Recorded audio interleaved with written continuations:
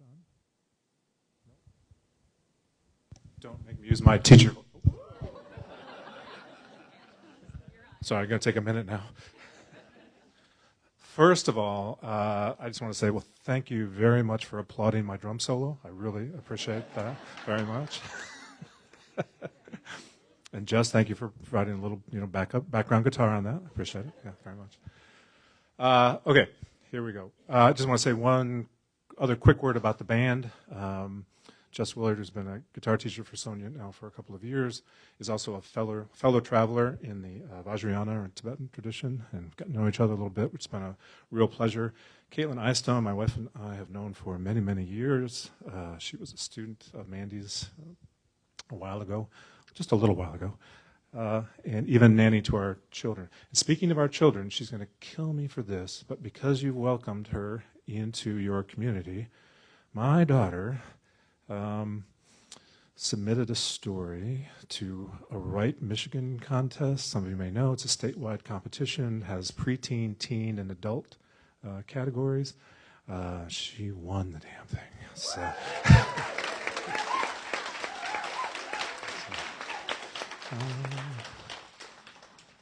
Okay, she'll never speak to me again, but there we go.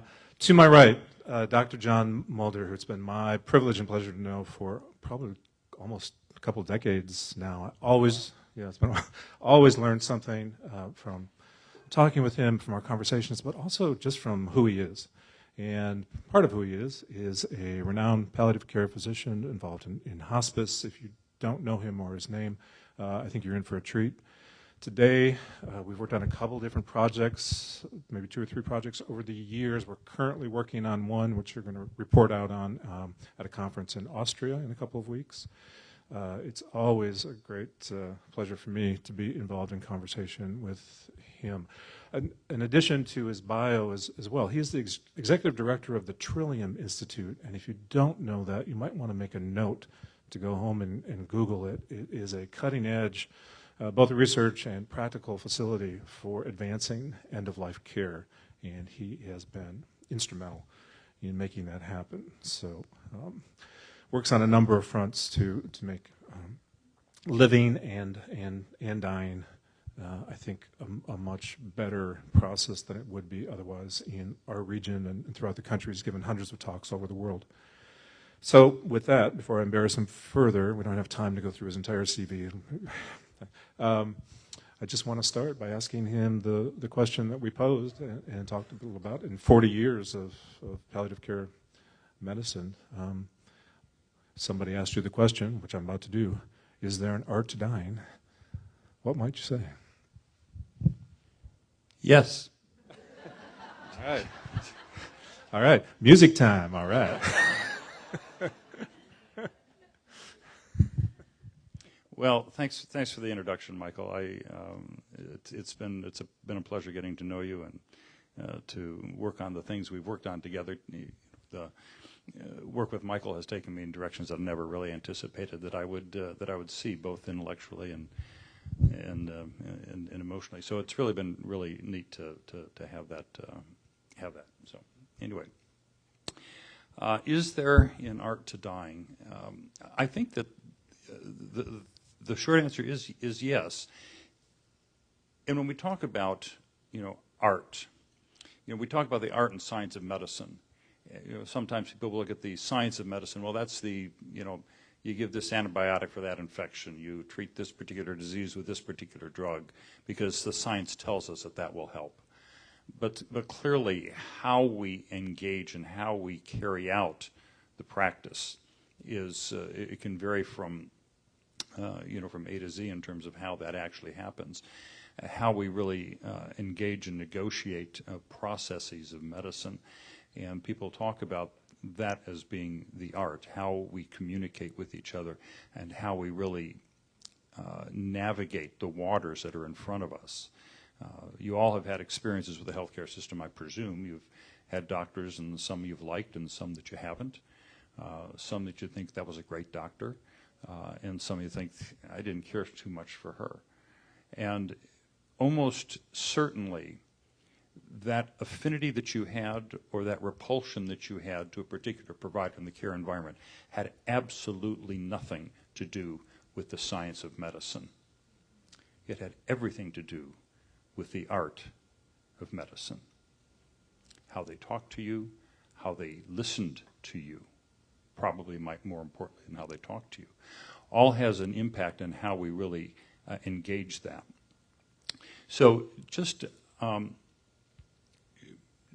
going to just throw out one other thing, and this is just an appendage to the initial question, and it's probably something that you all can talk about another day. But just before we came up here, and my wife, Lisa, who's with me here today, looked at that and she said, is there an art to living? Because we're actually all living right now. And I thought, I don't know that I want to speak on this anymore, because that to me is so much more interesting in terms of how we're living today. But since we have the question about the art of dying, I'd like to just put on the table a couple of realities. And not to be too negative about it all, but if you weren't aware of it, you all are going to die someday. I know. Shocking as it may seem. And the issue, and this came up in our little pre-talk also, is if we really knew for sure when we were going to die, would we live our lives differently? And the answer is almost certainly yes. And for me, one of the curious things is that many people already know that is on the horizon.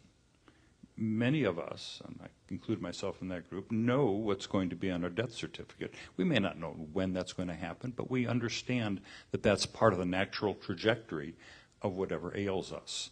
And in fact, 90% of us will in fact know that before we die, that is on the horizon. And yet, we choose often to simply ignore that. About 20 years ago, there was Tim McGraw had a famous country hit called Live Like You Were Dying. And it acknowledges that reality, that we live differently than, if we anticipate that life is short. All the things we want to pack into that. You hear people talk about bucket lists. And I think it's a wonderful notion in terms of just trying to chronicle the types of things that I think I would like to do before I die. And quite frankly, if I were to go around and poll everybody, a lot of the things would be, I'd like to see this, because I've never seen that, and I heard it was a really, really cool thing to see. I've never been there, and I've heard that that's a pretty cool place to visit. Years ago, if you had asked me, I'd say, well, I like to golf. I'm not a golfer. I would never presume to anyone look at my game and saying, whoa, he's a golfer. But I like to spend time on a golf course, I guess is a better way to put that. And there are some pretty cool golf courses that I've never been on that I think would be cool to spend a little time. For me, it'd be a lot of time on, swinging. And that could be considered a bucket list sort of a thing. I've been to 49 states.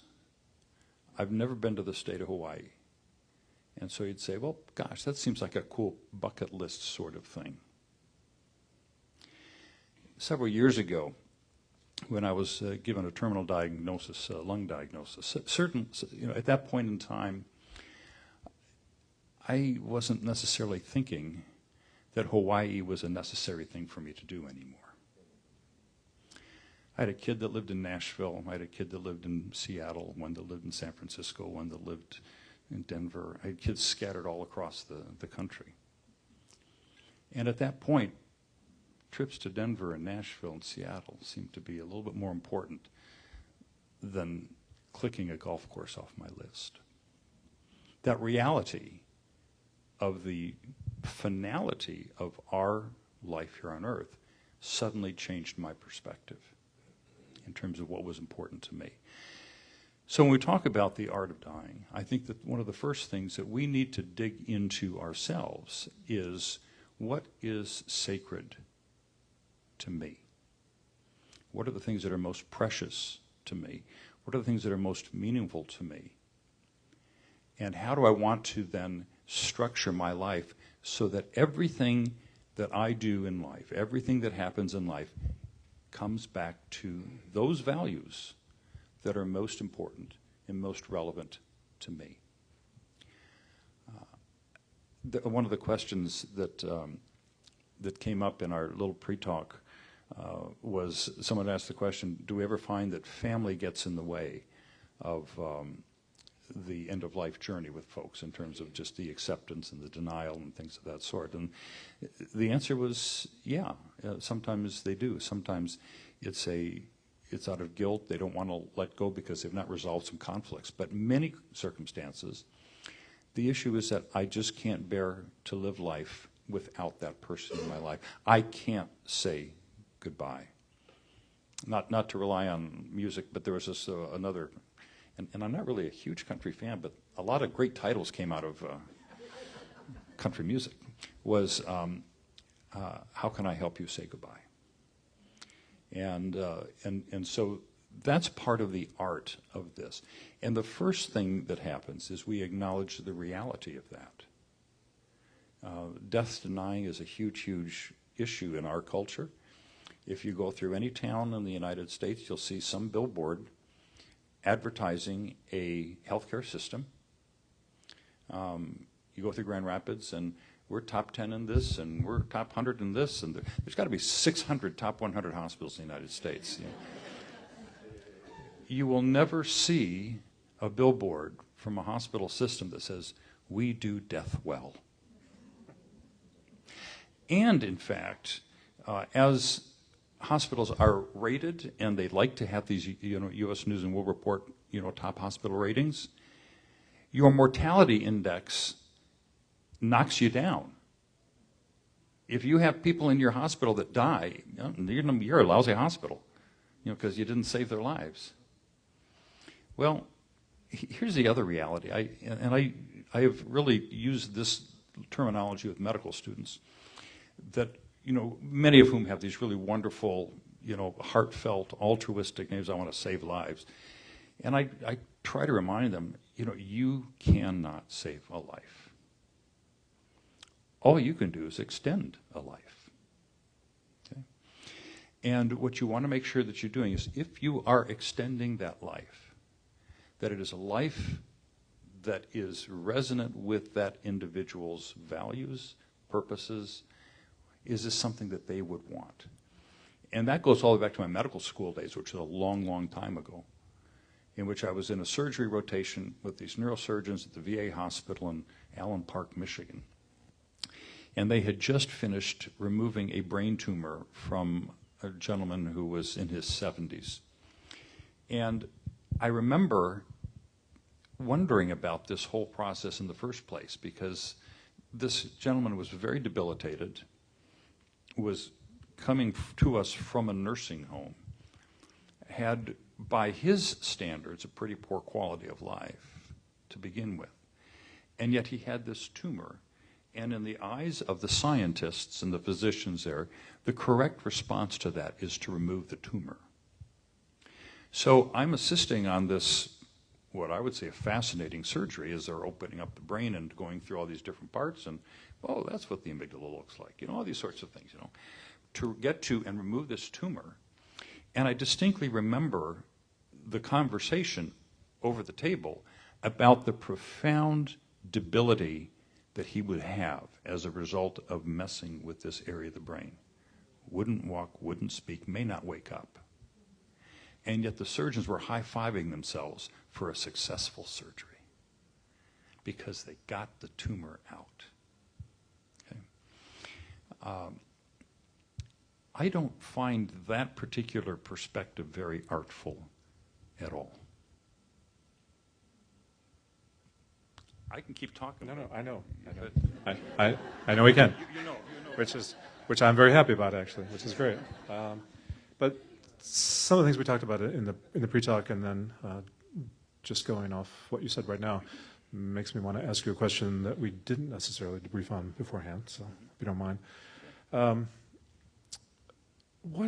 what are people, the 90% who know, we know what our diagnosis is, we know what we're going to die of, we have, at least a fairly high degree of consciousness, initially in the dying process. What are people surprised about as they are dying?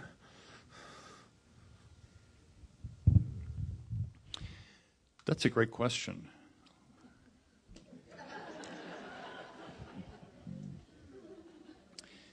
I'm going to work around to that because you too could be a professor.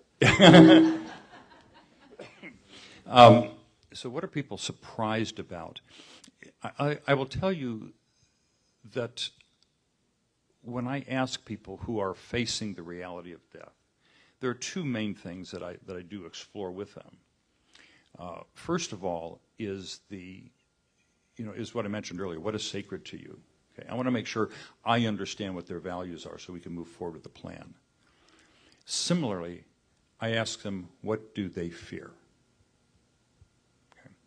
And that's a really wonderful question also to really, because those are the things that we really want to make sure that we're addressed. And a lot of times they have fear of suffering, they have fear of pain, they have fear of loss, a lot of those sorts of things. And so what surprises them, I'm going to jump to the end.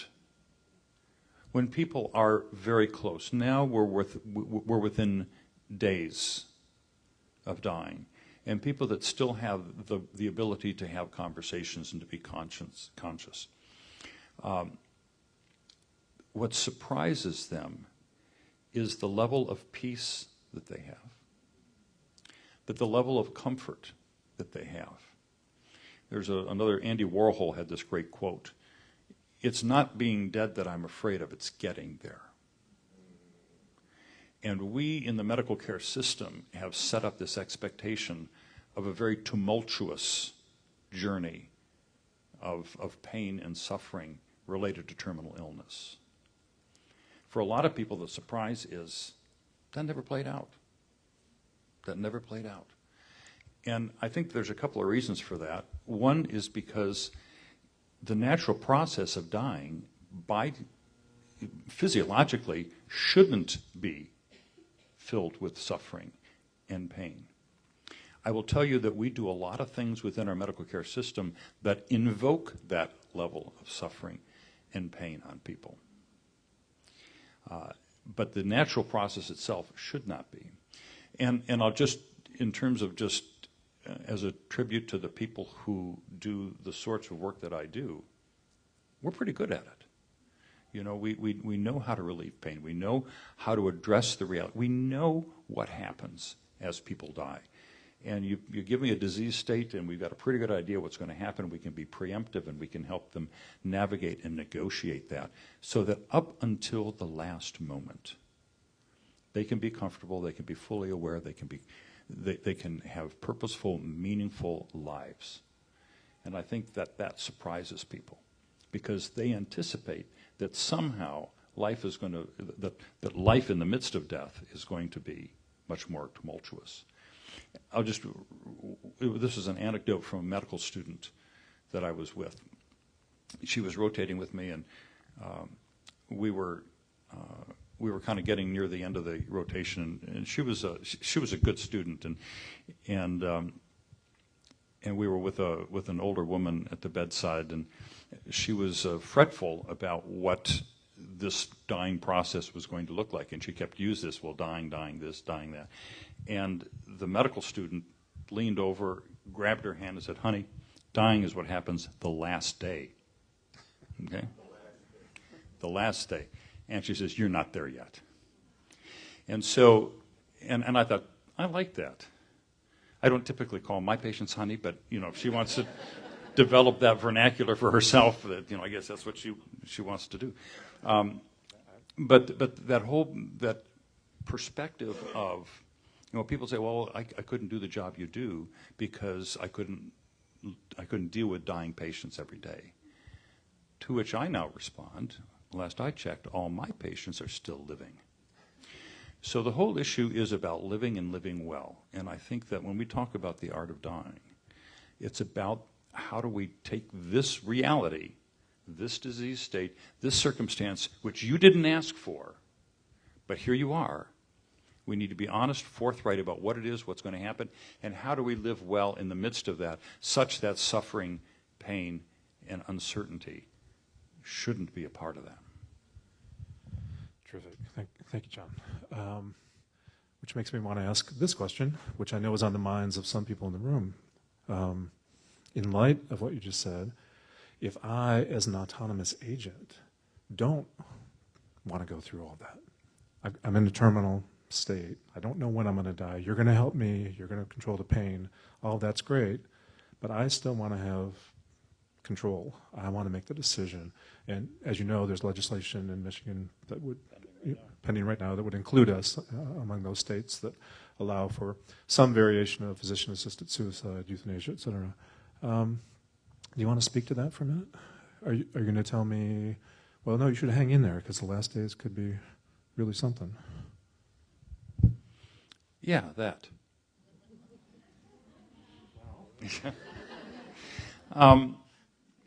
So I have a history of engagement in this whole process going back 30 years. Some of you will remember Proposition B that was in the Michigan ballot back in the 1990s, mid-1990s, which would have provided Michigan to be the second state in the union to permit physician-assisted suicide. I didn't agree with it then, and quite frankly, to show my cards, I don't agree with it now. The language has changed, the perspectives have changed, the science has changed. There's a lot that's changed about that whole process. The language has changed. We now refer to it as medical aid in dying. The one that I really was not happy with when they talked about death with dignity. I'm sorry, that's what I've been doing for 40 years without hastening the death of my patients. Okay. So I think that it's potentially dangerous to give the medical care system the power to end life. Okay? The medical care system, I don't think, is really notable for having its ethics all in a line. People make mistakes. We don't prognosticate accurately. There's a lot that goes on that just makes me uncomfortable putting that power in the hands of the physicians. Hear, hear. But for me, the real issue with this is what you said. And it's not so much, oh, you got to hang in there. It's that I have seen the most wonderful and meaningful things happen late in life, beyond where someone has had a terminal diagnosis. The reconciliation of relationships, the spiritual awakening that people will have, the types of experiences that they have with other people that they never would have had they not gotten to that point in life. The other issue is that the requests for medical aid in dying, if you study this and you look at, well, why do people think that they want that? You mentioned one, loss of control. Number one is fear of suffering. Okay. They are afraid, because of what they've seen, what they've heard, what they've experienced face to face with loved ones, how they suffered at the end of life, that they just don't want to go through that. They get a diagnosis of ALS, Lou Gehrig's disease, and they say, what a horrible, horrible disease to have. Doc, just, let's get it over with now. Totally missing out on the blessings that come with each day.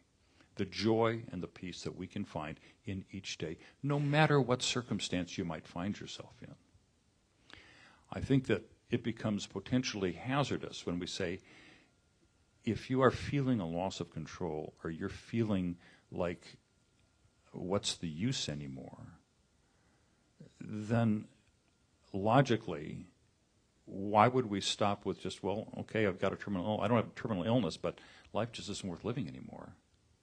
It doesn't, why should I have to have this arbitrary line in the sand to say, well, if I'm going to die in 6 months, I can take this drug, but if I'm going to die in 7 months, I can't?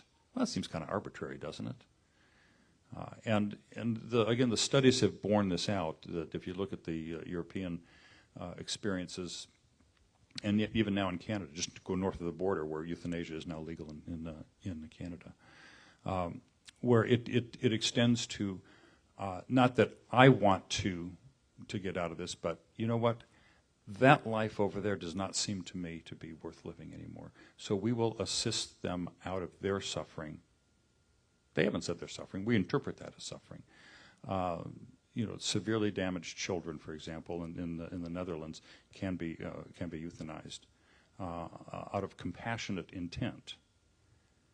But you can see where the challenge in that is, in terms of where do you draw the line in terms of allowing that. In terms of the imminently dying, in terms of terminal illness population, I just have seen too many wonderful, beautiful, miraculous things happen at the end of life. And to believe that that could be taken away from people by an arbitrary decision on a day when they're feeling out of control or feeling that they're afraid to suffer, it just concerns me. There is no talk back today, so if you would like to engage Dr. Mulder further on that particular issue, you're going to have to invite him back another time. We'd like to close with this. Those of you who've been following my career at C3 closely know that occasionally I drop a reference to the healing and otherwise efficacious properties of things like psilocybin. And the project that we're working on is looking pretty carefully at the research and what it's telling us about ways in which psilocybin in particular can be very helpful in palliative and hospice medicine. So with a couple minutes we have left, I'm going to ask John to talk a little bit about his experiences, especially with ketamine, and then this prospect of opening up palliative care medicine to greater use of psychedelics and entheogens at the end of life. Sure. This is a huge topic within my industry, within end-of-life medicine, and in terms of, again, it gets to this whole point about how can we really help people achieve a level of peace and joy at the end of life, and what are the barriers that are keeping them from experiencing that, and how can we open up those areas of the brain that would allow them to really fully embrace the reality of what's happening in their life. As Michael said, I've had experience in prescribing ketamine for probably 25 years. I've had a long history with that, long before it was popular and long before you could make money at it. And but it's really what it has done in terms of really helping people with reversing the despondency, reversing depression, reversing anxiety, allowing them to experience what's beyond the cloud has been really meaningful to see how that has really helped people. And there is a bit of urgency at the end of life, right? You know, if someone is going to die within a few weeks and they have depression, for example, well, you start them on an antidepressant, there's only a 50% chance that it would do any good anyway, and it's going to take 2 months to kick in. You know, the standard pharmacology that we use for the treatment of anxiety and depression doesn't necessarily apply at the end of life. So we need creative ways of helping people to deal with the existential realities that they're now facing. Everybody's in a different position. Some people are perfectly content with their position, with their... I've had a 7-year-old who was wise beyond decades in preparation for death. And I've had 90-year-olds who were fretful beyond measure. Okay? So it has nothing to do with age, but everyone has a different level of their existential maturity and their spiritual journey, and everybody's a little bit different. My experiences with psilocybin have been much more recent. And I probably largely because Michael dragged me into it that I now find myself with this level of interest and participation in that. And what I can tell you is, in terms of just a summary comment, it has great value. The folks that I have encountered that have had the opportunity to use this at the end of life. I mentioned that people experience peace, and I've seen that time and time again. The experience with psilocybin has seemed to push that to another level in terms of people who are still having some level of distress, people who are having some level of discontent and uncertainty about what life means at this particular point in time. Not the abject, oh, I need to make up with my brother because we had spats over the years. It's not that. It's our connection with the universe and our experience as a human being in this environment, and how we become enlightened to our presence and our spirituality that I've found that has been useful for a lot of folks at the end of life. I'm just going to leave it there. I think you can see why I like spending time with Dr. Mulder. So join me in thanking him for the conversation today.